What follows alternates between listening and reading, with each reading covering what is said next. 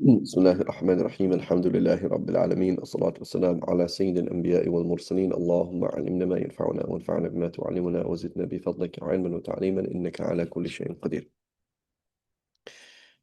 Okay, so now we're on to a discussion which in a book of fiqh, and we have to remember that Muwatta is one of the first books of fiqh. Usually comes later. It doesn't always come later, but it does usually come later, right? Which is, this is compensation for killing and injury, right? It can be translated as blood money. And there's another word for it as well. I think it's called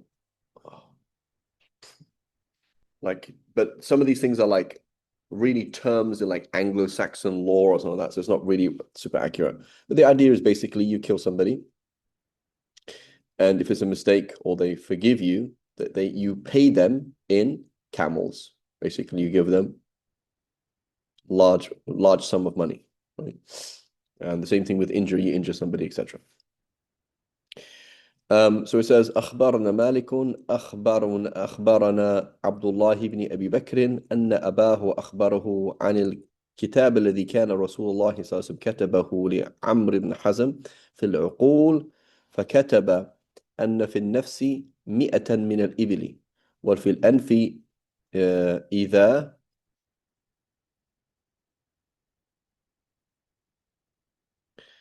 أوعيت جدعا 100 من الإبل، وفي الجائفة ثلث النفس، وفي المأمونة مثلها، وفي العين 50، وفي اليد 50، وفي الرجل 50، وفي كل إصبع مما هنالك 10 من الإبل، وفي السن 5 من الإبل، وفي الموضحة 5 من الإبل. So it says, Malik informed us from Abdullah ibn Abi Bakr, who informed us that his father informed him concerning that which the Messenger of Allah Sallallahu wrote for Amr ibn Hazm on compensation for bloodshed.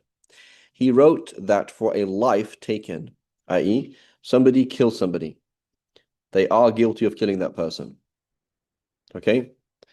So what does that mean then? It means if it's intentional, you have a right for them to be killed. If you forgive them, then they pay their blood money, the diya. Right? Similarly, if it's a mistake, you can't have them killed, but you can have them pay the blood money. Right? That for the life taken is 100 camels. For a nose, you cut someone's nose off. If it is entirely amputated, 100 camels. For a penetrating wound that reaches the vital organs, a third of the compensation of the life, right? Meaning a third of 100 camels. And similarly, for a wound that penetrates to the brain, right? I.e., it goes into the skull. And for an eye, 50 camels. And for a hand, you cut someone's hand off, 50 camels. And for cut someone's leg off or a foot, 50 camels. And for each finger or toe, 10 camels. For teeth, 5 camels per tooth. You punch somebody in the face and knock their tooth out. 5 camels per tooth. And for a wound that lays bare the bone, the mudiha, 5 camels. Right?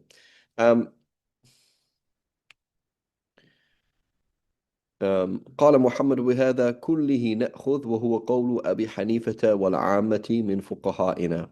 So Muhammad said we adhere to this, all of it, and it is the verdict of Imam Abu Hanifa and our fuqaha in general. Right? So this may be something that was narrated through another source, but the point is that we all agree on this basic picture here. Now we're going to disagree, of course, on the exact explanation of each one of these things, but that's fine.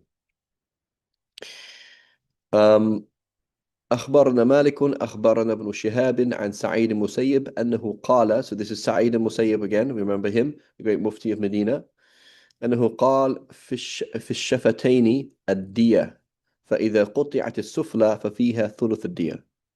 So Malik informed us that Ibn Shihab al-Zuhri, so that's not his teacher. Oh, that is his teacher, my apologies. Said that Sa'id al-Musayyib said, for the 2 lips, you cut 2 lips off a person, then this person has no lips anymore, you're going to give them 100 camels. But if it's just the upper lip or just the lower lip, right, then it is that it is a third. It's not a half. قال محمد لسنا نأخذ بهذا الشفتان سواء في كل واحدة منها نصف الدية ألا ترى أن الخنصر والإبهام سواء ومنفعتهما مختلفة وهذا قول إبراهيم النخعي وأبي حنيفة والعامة من فقهائنا. So notice the contrast here. Here's the classic argument that we hear. The Hanafis say this because they just made it up. The other scholars say this because they're following a Sahih Hadith. That's not what's happening at all. That's not what's happening. What's happening is there are pre-existing madhabs, the madhab of Medina or the madhab of Mecca or the madhab of this Basra or the madhab, etc. And then we have these two competing systems. So we have the fatwa of Ibrahim al-Nakhai versus the fatwa of Sa'id al-Musayyib. The fatwa of one side versus the fatwa of the other side. This being supported by these muftis, this being supported by those. We have this system that's happening.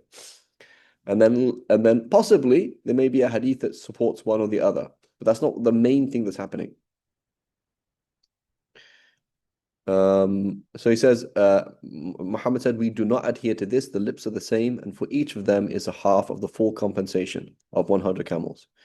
Do you not see that the little finger and the thumb and the largest toe are equal, whereas they have different uses and benefits? So each toe has the same thing. A thumb has the same. You cut someone's thumb off, cut someone's ring finger off. So if you cut my thumb off, I've got serious problems.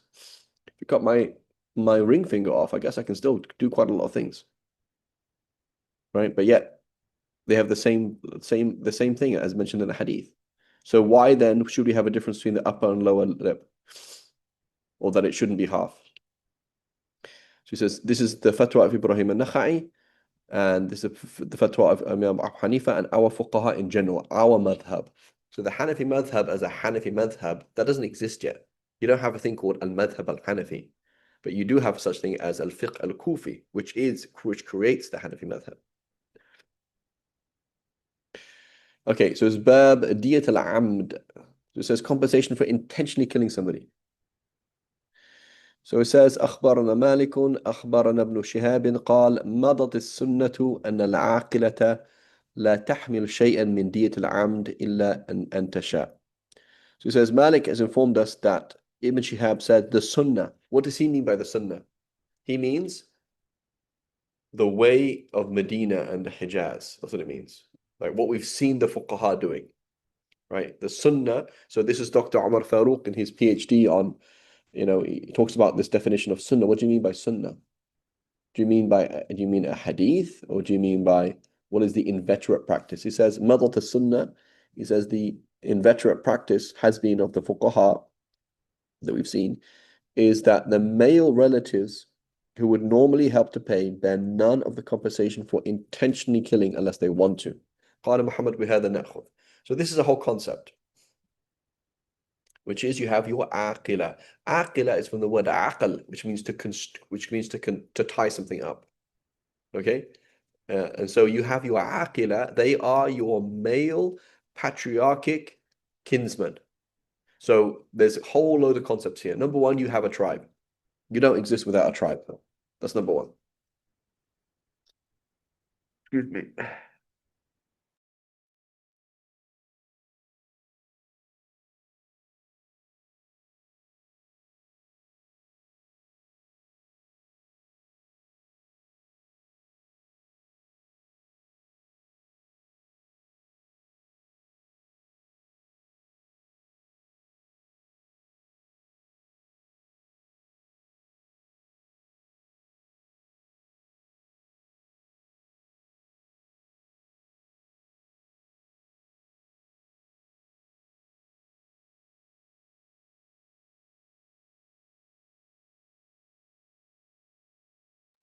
My apologies.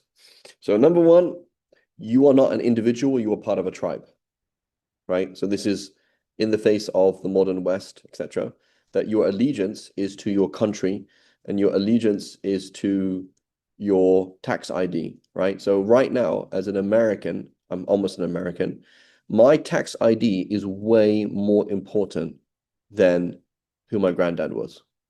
Like who my granddad was or wasn't really doesn't matter. as a UK citizen, the the person I have children with is more important than my marriage certificate. So in England, your children can become British biologically, even if there's no marriage contract. It doesn't matter. You had a child with this woman, so there we go. Right. So there's all these certain things in that they force themselves as important and meaningful, even though they're not. So in the Islamic paradigm, in the Jahiliyyah and in Islam, your tribe, meaning your patriarchal tribe, is very important to you. And they are your aqila. They are ones that withhold you and they're responsible for you. Right? So right now, my son is at school and he trips up and falls over, knocking a little kid over, and the kid dies. Who pays the blood money? My brothers in Kuwait, my brother in Kuwait, my brother in Scotland. Because they are my aqila, they are my tribe, right? Uh, who inherits from us? They do. When I'm not around and other people are around, they're the tribe they're going to marry off my daughter, right? So it is the patriarchic tribe, which is has been invested with authority in the Jahiliyyah and in Islam, and this is very important, right? This is important. And so the point here is that patriarchic tribe does not take the responsibility for your intentional injuring of somebody or your intentional killing of somebody, right? That you're going to pay the blood money for that. So that you intentionally killed somebody, that family now has a right for you to be killed. They say we don't want him killed, but we want 100 camels. You pay the 100 camels, not somebody else. But if it's a mistake, your aqila does, right? So this is a very important concept, and we have to look at our own personal lives and see how are we personally investing in those things that Allah has invested in, right? It's an important thing. Right? خير.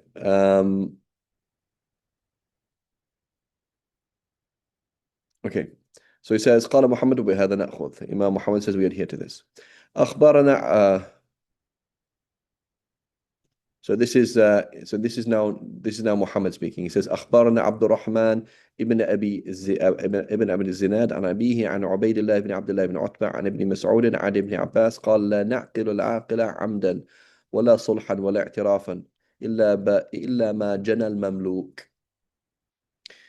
So he says Abdurrahman ibn Ziyad informed us from his father, from Ubaidullah ibn Abdullah ibn Utbah ibn Mas'ud, that Abdullah ibn Abbas said, the male relatives do not bear the cost of compensation for intentional killing, nor that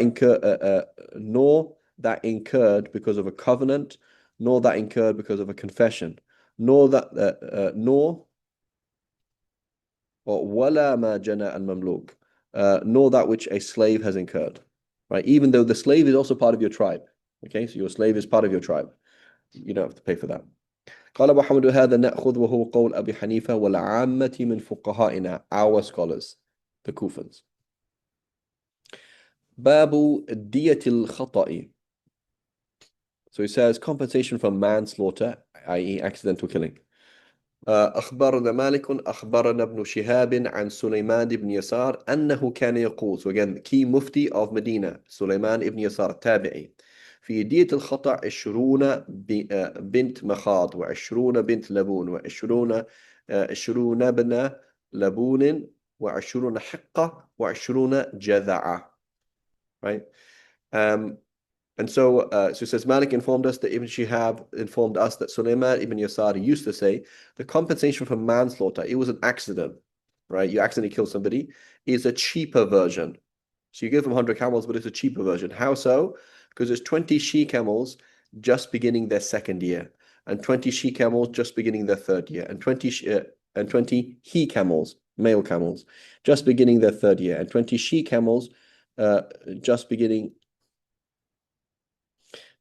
their fourth year, and 20 she camels just beginning their fifth year. So if you can imagine a 5-year-old camel, this last one is al-jada'a and al-hiqqa. These ones are very expensive, right? Because it's a full-grown camel, it's female, it can bear young, it can produce milk, It's very, very useful and expensive, right? The other ones are cheaper, right? Ibn Laboon, this is a young male. He probably can't even mate yet. He probably can't carry that much. I mean, you could kill him and eat him, but he's a future investment. He's useful in the future in principle to carrying things. Possibly he could be a stud, possibly you could eat him, etc.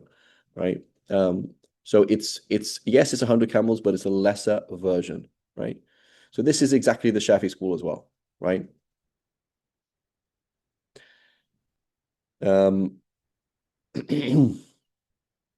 So it says, قال Muhammad, لسنا نأخذ بهذا. Sorry, I had option of either using the camera again, which isn't amazing, or taking these pictures with the phone, and it's not amazing either. So please forgive me. Try my best. لكن نأخذ بقول عبد الله مسعود. So notice, Abdullah Mas'ud is the Hanafi school. Abdullah ibn Umar, these muftis of Medina like Sulaiman ibn Yasar, Sa'id Musayyib, they're the Maliki school slash Shafi school as well.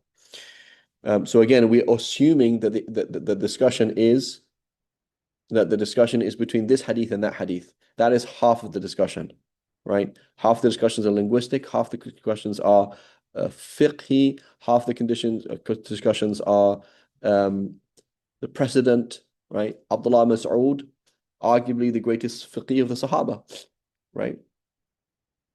So, you know, so myself, for example, as somebody who works in fiqh, I will trust certain people, I won't trust other people. So now my kids, I say, yeah, I used to ask so and so, he used to give this fatwa. They might follow and say, my dad used to follow him. That's how a tradition begins. نأخذ بقول عبد الله مسعود وقد رواه ابن مسعود عن النبي صلى الله عليه وسلم أنه قال دية الخطأ أخماس 20 بنت مخاض 20 بن مخاض 20 بنت لبون 20 حقة 20 جذعة أخماس وإنما خالفنا سليمان يسار في الذكور فجعلها من بني اللبوم وجعلها عبد الله مسعود من بني مخاض وهو قول أبي حنيفة مثل قولي ابن مسعود. So this verdict we do not adhere to, right? But we adhere to the verdict of Abdullah Mas'ud, and Abdullah Mas'ud himself narrated from the Prophet sallallahu alaihi wasallam. So the compensation payment for manslaughter, excuse me, is in fifths. 20 she camels, and then so the difference is where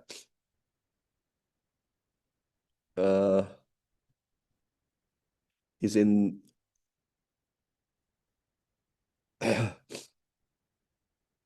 so the last five are the same, but it's where is it 20 he camels just beginning, 20 she camels. Where is the difference? ذكور فجعلها من بني لبون وجعلها من بنت مخاض. Oh yeah, so they're a year older. They're a year older. The males are a year older. If you look at it, 20 he camels beginning the second year, whereas previously it was 20 he.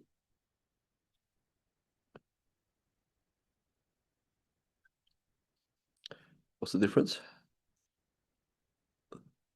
Excuse me one second.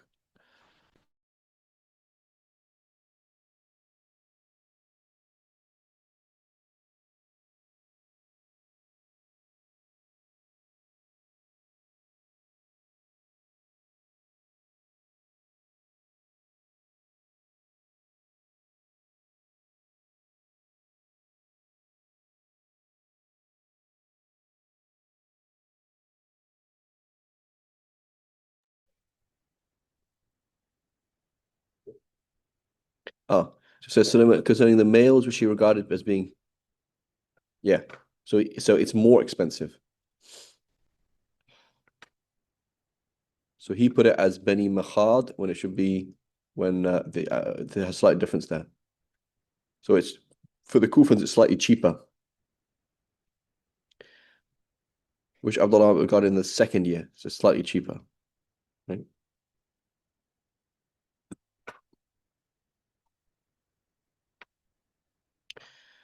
And case in point, Mahir, right? We're talking about what is the point is the education. Was Imam Abu Hanifa 100% Kufan? No. Did he just follow his system? No, but generally speaking, he's Kufan. He said, yeah, in general, their fatwa and their system is better than everybody else's. Imam Muhammad, does he always agree with Imam Hanifa? No, but he learnt the system, right? Excuse me. Um, so compensation for teeth. أخبرنا مالك. Now here's another question. Isn't this really weird? And I'm intentionally sounding strange. Isn't it really weird talking about camels?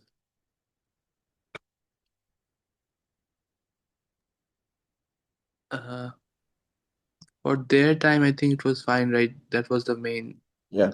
So what we will find is when you say their time, um, they weren't all Bedouins, right? So even the time of the Prophet ﷺ, the Prophet ﷺ's in Mecca and Medina, these are cities. So not everyone is a Bedouin, right? So at the time of the Prophet ﷺ, they were semi nomadic. When they then moved to Kufa and Fustat and Damascus and these places, they're not nomadic at all. So yes, the Salaf, they disagreed, can we shift to gold and silver or not? Right? So the Hanafis, they'll say that. So yeah, people who trade in gold, that's fine, you can do gold. And people who trade in silver, that's fine, you can do it silver. Like whatever your currency is, not a problem. But we're laughing at them, saying, ha ha, here's a camel, right? Sounds a bit silly. They're gonna laugh at us, right? Why would they laugh at us?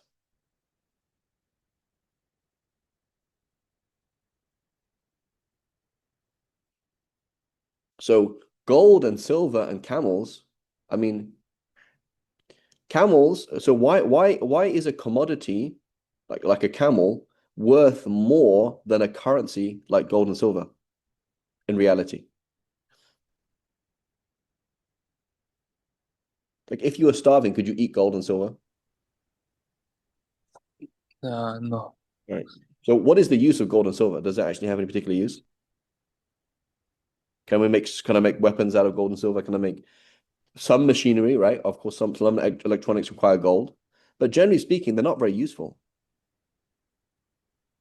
The only use of gold and silver is that they're unreactive. They don't react, so that they stay as they are. And they make a good currency, right? Currency meaning a current to help me exchange commodities. I'm exchanging cattle for I'm exchanging cattle for camels. So what do I do when I have three cows and they don't equal two of your camels, nor they equal three, but they equal two and a half? How do I do that? How do I even exchange that? What do I do when I'm exchanging this amount of rice for those amount of camels when they don't actually work, right? It's like when you go to the shop and you don't have change. I can't actually buy the chocolate bar, right? I went to this little tiny shop and you couldn't pay with my card, and I had $50 and I wanted to buy a chocolate bar, and they said, I honestly don't have change for 50, It's a small shop in the middle of nowhere. I don't have change for 50. Sorry. I can't actually buy it because I don't have currency. So the point of gold and silver is it's a currency. Okay. Whereas a camel has innate value. It has innate value. Currency does not have innate value. Okay. But it is enshrined by the Sharia as value. A and B, you can store it and it does have a use, right? There are some uses for it and it is universally accepted. So why they're going to laugh at us is because you said, I want to give me X amount of dollars. Does a dollar have innate value? No, it does not have innate value. What if China says, I don't accept the dollar anymore, right? What happened with the this was some years or I don't know, a few months back or a few years ago when the China was it China, Russia, and Iran or something like that? When they said it's not gonna be petrol dollars, it's gonna be we're gonna put it in rubles or something like that, or put it in yen or what's it called? They were gonna change the currency. Come on, they were gonna do something. So you couldn't buy. Bricks. You say it again? Bricks. Yeah. BRICS. But they're going to say you can't buy fuel, you can't buy oil in with dollars anymore. So if dollars are not accepted, they're not worth anything. So a dollar does not have innate value, right? It does not have innate value, right? So we find them funny, like, haha, you're exchanging camels. They're actually exchanging commodities. Like there's a real commodity, right? And it appreciates every second. You have this camel is appreciating in value. And you're getting things from it. You're getting milk from the females. You're getting offspring from the females, right? They can carry things. It's actually useful, right? That's why in Arabic, when you say mal, which means property, you often mean cattle, right? When there was a drought, they said, halakat amwaluna ya Rasulullah, like our property has died, meaning the livestock, right? So it actually makes sense. So it is we that don't make sense, right? So if a Bedouin, if a kafir from the time of the Prophet ﷺ, Abu Jahl comes and sees us, he said, "You pretty stupid people. You have no ashira, you have no tribe behind you. Even though when America falls apart, where's your tribe? You don't have a tribe. There's no men in your tribe. There's no men that will defend you. You don't have a tribe.